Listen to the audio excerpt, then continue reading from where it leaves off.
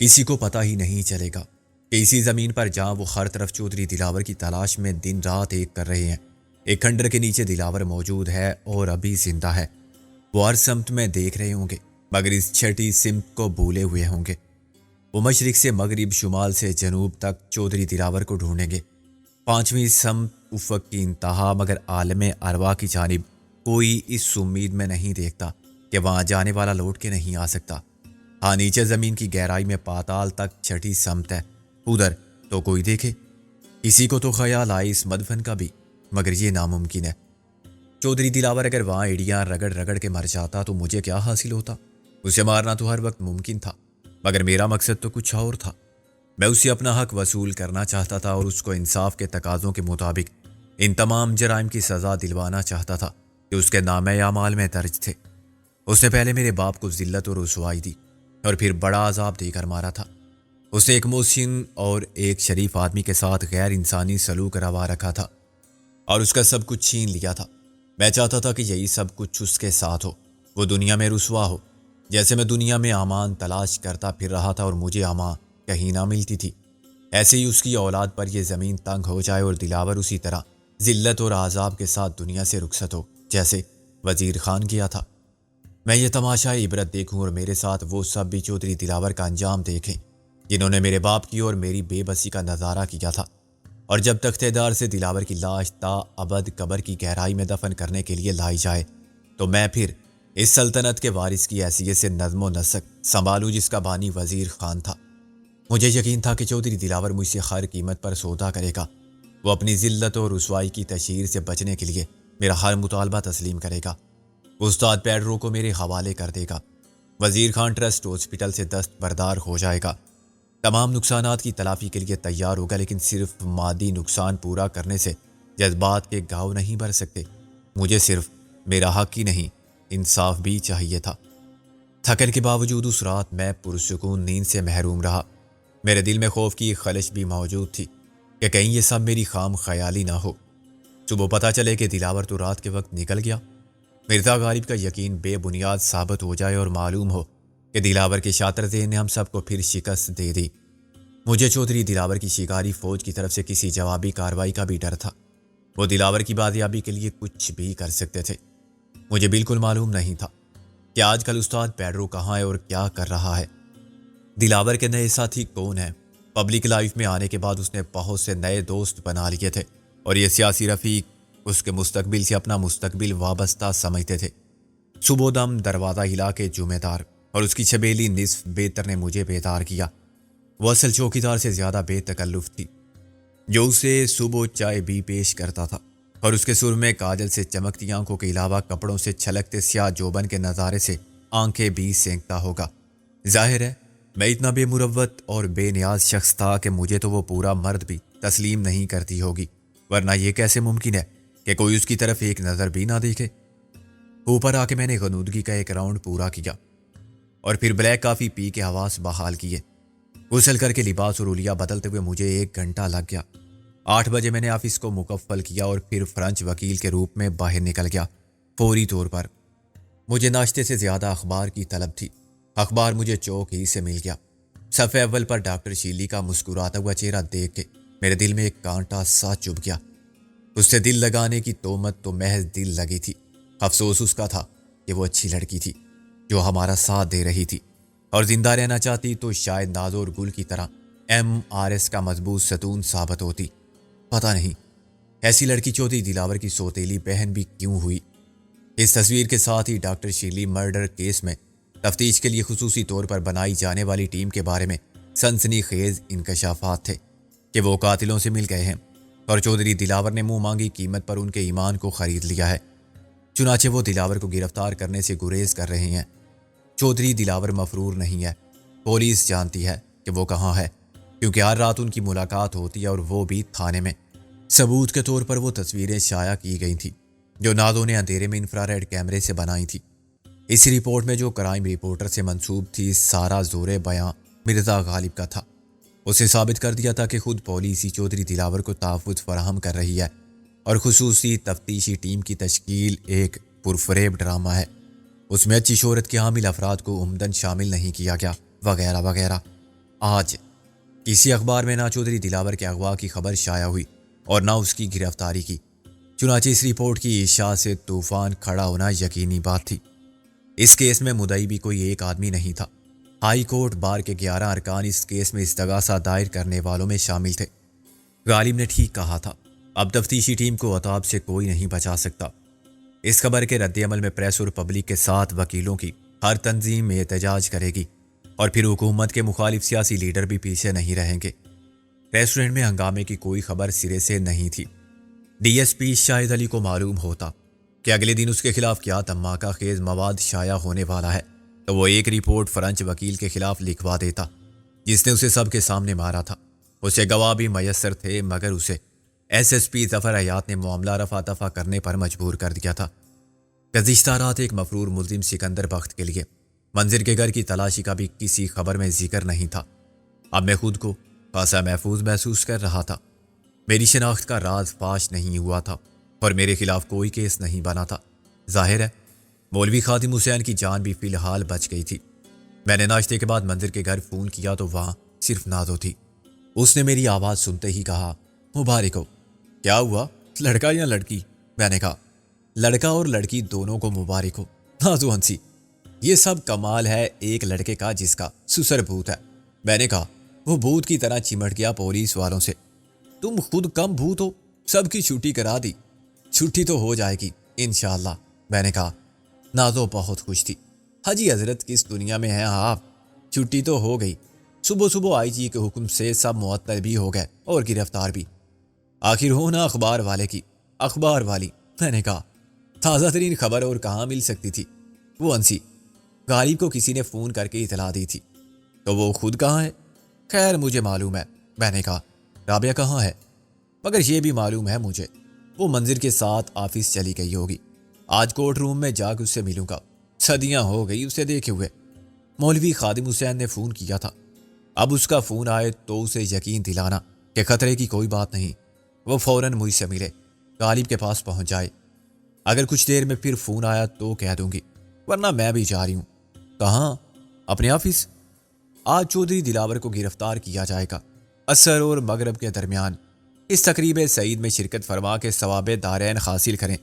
یہ دعوت نامہ دینا ہے کچھ خاص لوگوں کو۔ اگر سب پہنچ گئے اور تماشا نہ ہوا پھر اخبار والے پہنچ جائیں گے۔ پولیس کو لانا میری نہیں، رابعہ اور منظر کی ذمہ داری ہے۔ ویسے تو یہ بھی غالب کی بڑی تانسو سٹوری ہوتی مگر کوریج زیادہ چاہیے۔ بہت سے گواہ درکار ہیں، اس لیے بڑی رازداری سے خاص لوگوں کو بلایا جائے گا جن پر اعتماد کیا جا سکتا ہے۔ آدھے گھنٹے بعد میں مرزا غالب سے ملا۔ وہ ملبہ اٹھانے والے مزدوروں کو ہدایات دے رہا تھا کہ 2 بجے تک کام ختم کر لیں ورنہ ٹھیکہ ختم۔ ٹھیکیدار مزید 1 دن کی مہلت چاہتا تھا مگر غالب نے صاف کہا تھا کہ مفت کا مال جتنا اٹھا لیا وہ اٹھا لیا، سب نہیں اٹھا سکتے، 2 بجے تک تو صبر کرو۔ لکڑی کا بدصورت اور بھاری باکس وہیں رکھا ہوا تھا جہاں ہم اسے چھوڑ گئے تھے۔ میں نے آنکھوں میں دلاور کے بارے میں پوچھا تو غالب نے سر کے اشارے سے جواب دیا کہ سب ٹھیک ہے۔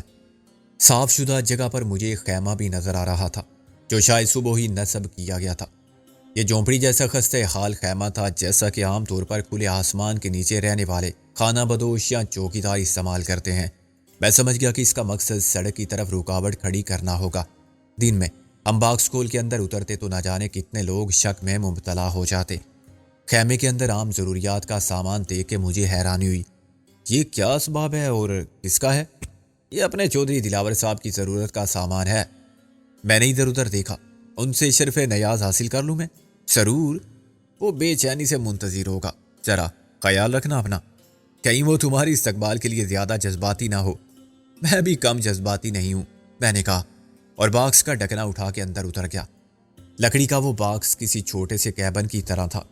پہلے مجھے اندر گپ اندھیرا محسوس ہوا، پھر میری آنکھیں عادی ہو گئی تو ہر طرف طرزوں سے آنے والی روشنی میں مجھے وہ چوکھٹا صاف نظر آنے لگا جس کو ہٹا کے میں نیچے اتر سکتا تھا۔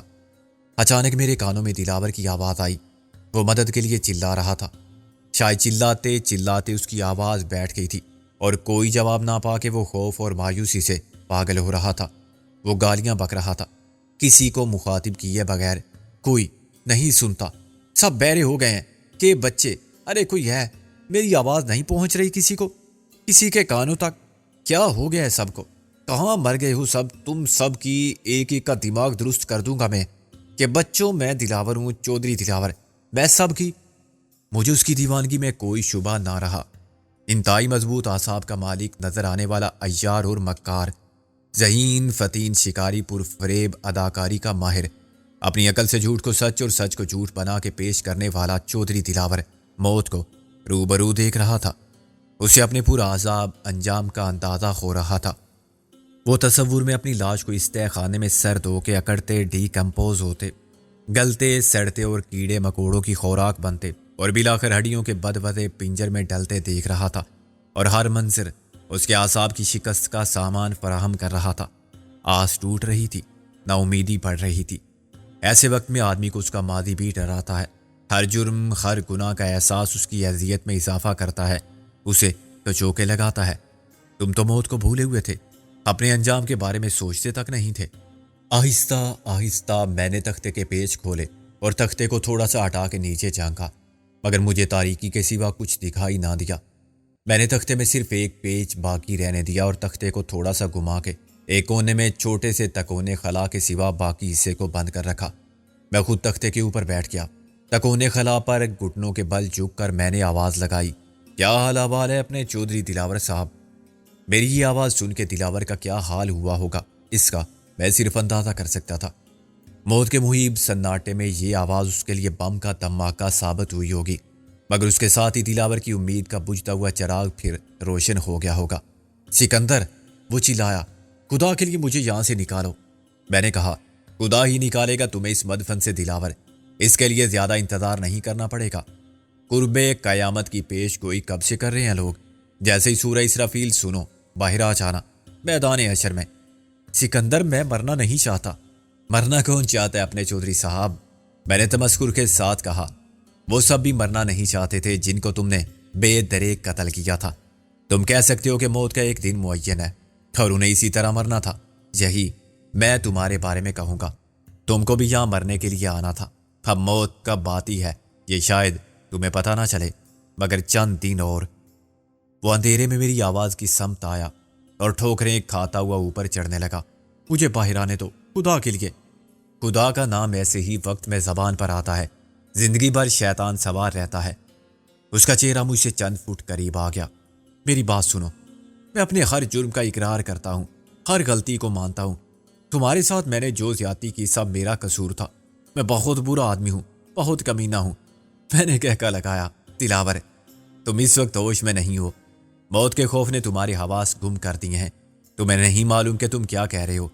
تختہ دار پر آدمی کچھ بھی کہہ سکتا ہے اگر اسے یقین ہو کہ وہ بچ جائے گا۔ ایسا تم نے کئی بار کیا ہے۔ تم نے وعدہ خلافی کی، تلافی کا ذکر کیا مگر تلافی نہیں کی۔ تم خود کو بہت ہوشیار اور چالاک سمجھ کے اپنے ہر وعدے سے منحرف ہوتے رہے۔ اب ایسا نہیں ہوگا، یہ آخری بار ہے اور بالکل آخری موقع۔ سوچو دلاور، کیا پہلے تم نے آخری موقع کب مانگا تھا؟ آج اگر میں تم کو یہاں سے نکالوں، تمہیں زندگی کا یقین حاصل ہو جائے، تمہاری سب دولت طاقت پھر تمہارے ساتھ ہو، تو تمہارے جذبات اس کے برعکس ہوں گے۔ تم کہو گے کہ میں نے کیسا بے وقوف بنایا سکندر کو، کتنی اچھی اداکاری کی اور کیسے اسے اپنی نیک نیتی کا یقین دلایا۔ یقین کرو، میں یقین ایک بار ٹوٹتا ہے پھر قائم ہو تو اس میں بال آ جاتا ہے۔ دوسری بار یہ ریزہ ریزہ ہو جائے تو خدا کے سوا کوئی ٹکڑے جوڑ کے بے داغ آئینہ نہیں بنا سکتا۔ تمہاری آخری اپیل مسترد کی جاتی ہے۔ سنو سکندر، تم اتنے بے رحم نہیں ہو سکتے۔ وہ چلایا۔ میں نے کہا، دلاور، کیا تم مجھے اعتراف جرم کی تحریر دے سکتے ہو؟ ہاں ہاں، میں تیار ہوں۔ اس میں اپنے ہر جرم کا اعتراف کرو گے، سب بتاؤ گے کہ تم نے میرے والد کے ساتھ کیا دھوکہ کیا تھا، کیسے ان سے سب کچھ چھینا اور کس طرح ان کی زندگی کو بھی ایک سزا بنا دیا تھا، خود ان کے لیے اور پھر میرے لیے۔ تم نے اس ملک کے ساتھ جو کیا میں سب لکھ دوں گا۔ یہ بھی بتاؤ گے کہ تم نے ناجائز دولت کہاں سے کیسے کمائی تھی۔ ہاں، میں وعدہ کرتا ہوں۔ میں نے کہا، کتنے لوگوں کو اذیت دے کر ہلاک کیا اور کروایا؟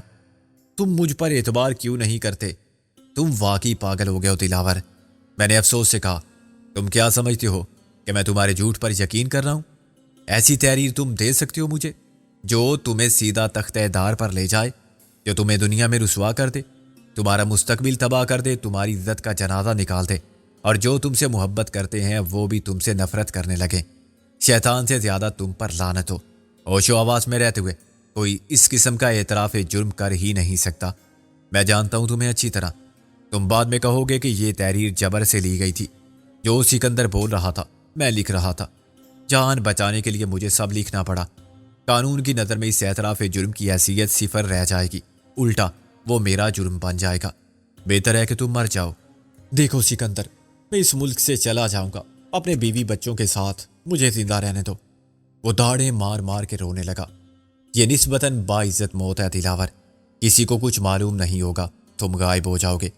یہ سمجھا جائے گا کہ دلاور کو اس کے دشمنوں نے مار دیا، تمہارا خاندان ذلت و رسوائی سے بچ جائے گا۔ نہیں نہیں، اس نے چیخ چیخ کے کہا، مجھے چھوڑ دو، مجھے معاف کر دو سکندر۔ پھر وہ منت سماجت پر اتر آیا۔ دیکھو تمہیں خدا اور رسول کا واسطہ، اس کے بعد تم مجھے وزیر خان مرحوم کے نام کا واسطہ دو گے، پھر رابعہ کی محبت کا۔ میں نے تن سے کہا، لیکن یہ سب بیکار ہے دلاور۔ اور ہاں، ایک بات تو میں نے بتائی ہی نہیں تمہیں، جو کچھ تم بول رہے ہو نا، یہ سب میں نے ریکارڈ کر لیا ہے۔ وہ نیچے سے چیزیں اٹھا اٹھا کے اوپر پھینکنے لگا۔ اس کے لیے شگاف تک پہنچنا مشکل تھا، کیونکہ آدھا زینہ ملبے سے ہٹا ہوا تھا اور آدھے زینے سے اس کے ہاتھ اوپر تک نہیں پہنچتے تھے۔ جھوٹے لانتی شیطان کتے کی اولاد، وہ دیوانہ وار مجھے گالیاں دینے لگا، ایک سے ایک فحش اور گندی گالی۔ جو چیزیں وہ اوپر پھینکتا تھا وہ شگاف تک پہنچنے سے قبل ہی چھت سے ٹکرا کے گر جاتی تھی۔ وہ کھانے کے برتن، کراکری، ریکارڈ، جو کچھ اسے نظر آ رہا تھا مجھ پر مارنا چاہتا تھا۔ شاید اس کی آنکھیں اندھیرے میں دیکھنے لگی تھی، ورنہ موم بتی رات کو ہی ختم ہو چکی تھی اور وہ ٹارچ کے سیل بھی اتنی دیر نہیں چل سکتے تھے، اوپر سے آنے والی روشنی نہ ہونے کے برابر تھی۔ دلاور کسی جنگلی جانور کی طرح اپنے پنجرے میں اچھل پھاند کر کے اپنے غصے کا اظہار کر رہا تھا۔ مجھے اندیشہ یہ تھا کہ کہیں وہ سچ مچ پاگل نہ ہو جائے، دیوار سے سر پھوڑ کے خودکشی نہ کر لے، یا موت کے خوف سے اس کا ہارٹ فیل نہ ہو جائے۔ میں نے کہا، دلاور، اب جو میں کہہ رہا ہوں وہ غور سے سنو۔ میرا ارادہ ہرگز تمہیں قتل کرنے کا نہیں تھا، ورنہ تم کب کے اپنی قبر میں ایک ڈھانچہ بن چکے ہوتے۔ میں تمہیں ماروں گا نہیں۔ کیا تم مجھے مارو گے نہیں؟ وہ رک گیا۔ ہاں، تم زندہ رہو گے۔ اگر تم اس تہہ خانے میں مر جاؤ تو مجھے افسوس ہوگا کہ دنیا نے تمہارا عبرتناک انجام نہیں دیکھا۔ میں تمہیں موقع دوں گا۔ تم مجھے موقع دو گے؟ وہ خوشی سے چلایا۔ ہاں، آج تمہیں پولیس گرفتار کرے گی۔ تمہارے خلاف فرد جرم پہلے سے موجود ہے۔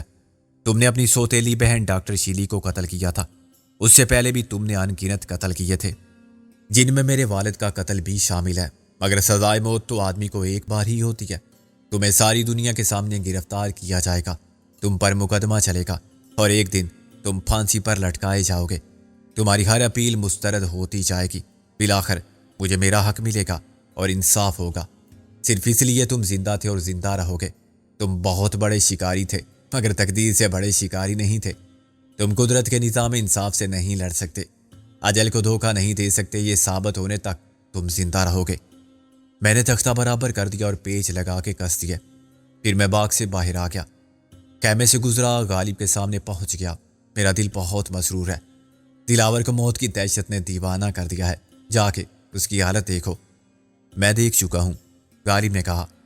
میرا دل تو چاہتا ہے کہ اسے یہیں قید تنہائی میں مر جانے دوں، یہ بڑی پرعذاب موت ہوگی، بے بسی، بے چارگی کے ساتھ دکھ اور پچھتاوے، خوف عاقبت اور ہر لمحہ قریب آتی موت کا تصور، تڑپ تڑپ کے بھوک پیاس سے مرنے کا اور اس زندہ میں لاش کے گلنے کا خیال۔